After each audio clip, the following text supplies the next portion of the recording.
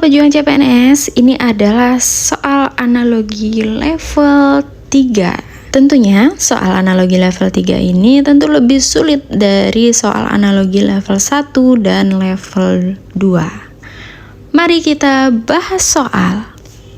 Untuk trik mengerjakan soal analogi level 3 ini kurang lebih sama dengan analogi level 1 dan level 2.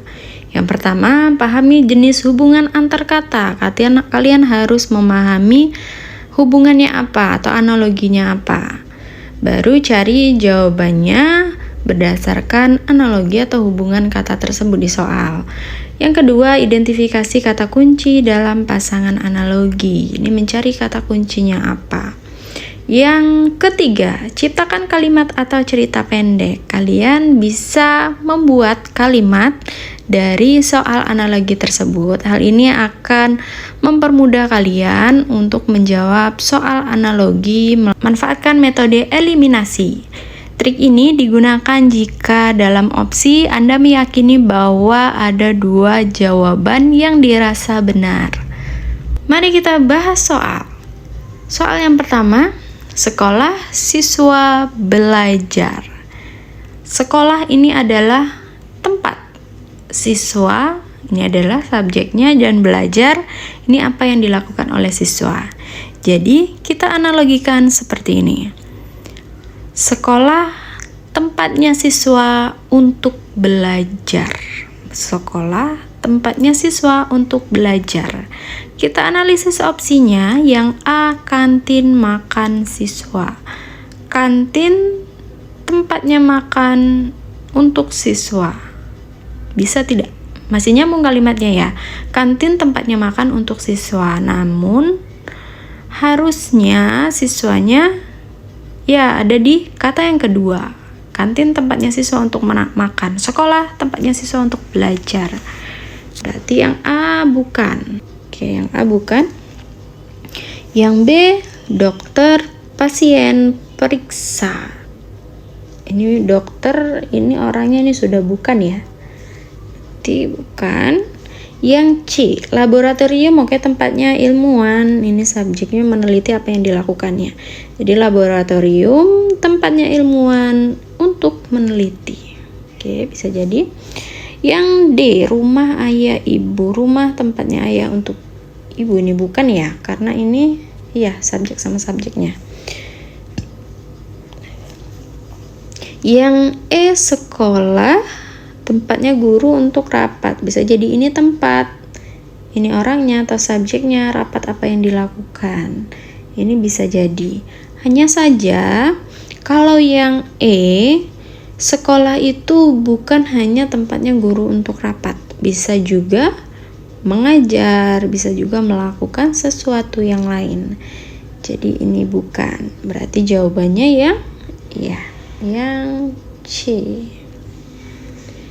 Oke, masih mau lanjut ke soal yang kedua? Baik, kita lanjut ke soal yang kedua ya. Soal yang kedua, siswa buku perpustakaan. Analoginya seperti apa? Siswa ini adalah orangnya atau subjeknya, buku, benda. Perpustakaan ini adalah tempatnya. Bisa kita buat kalimat seperti ini. Siswa membaca buku di perpustakaan. Oke, kita analisis opsinya. Yang A, dosen, mahasiswa, kuliah.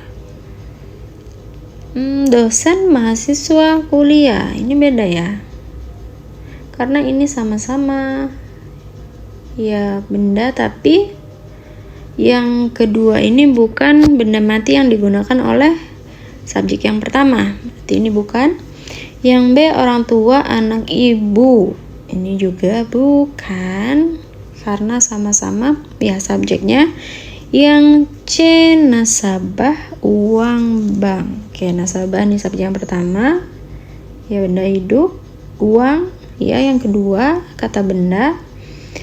Yang ketiga ini adalah tempatnya, bisa jadi.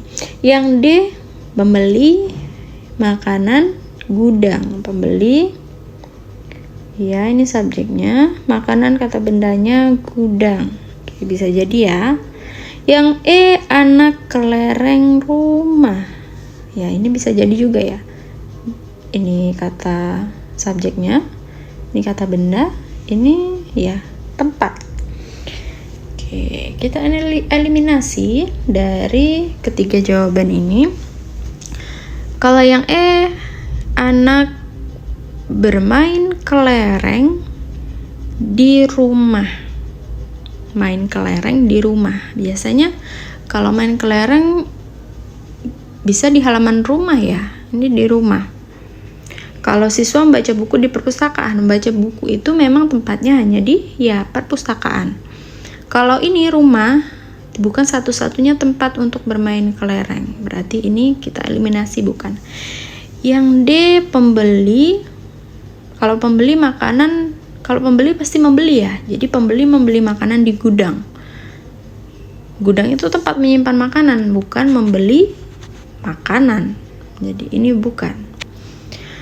Nasabah, kalau uang berarti nasabah menyimpan atau menabung uang di bank. Ya, menabung uang ya hanya di bank, tempatnya bank. Oke, berarti jawabannya yang C. Biasanya kalau nabung uang di bank. Bagaimana bisa dipahami soal analogi level 3?